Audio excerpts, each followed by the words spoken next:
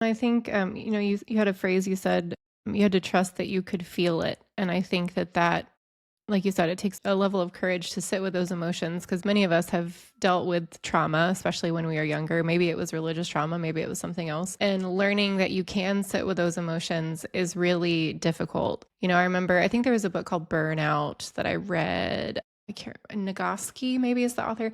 And there was this moment where they were saying, like, if you're sometimes we might feel scared of like crying and giving into that because like it feels like it's not going to end. Like if I Hmm. start crying, I'm not going to stop.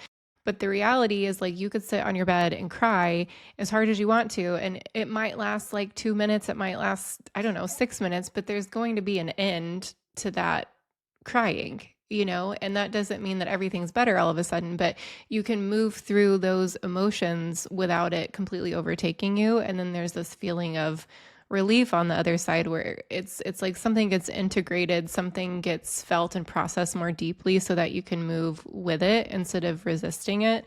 And I think that is really terrifying for autistic people because Yeah. in a lot of ways we've learned to survive by cutting off. You mentioned dissociation.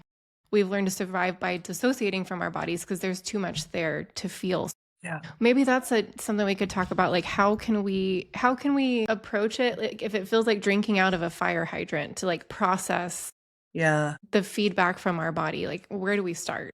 Yeah. I mean, first of all, if there is trauma that you're carrying, working with a qualified practitioner as you explore this is really helpful. And if you know that you have trauma in your background and there is a big overwhelm, sometimes mindfulness and meditation in the way it's taught is not right for you at this time, and that's okay.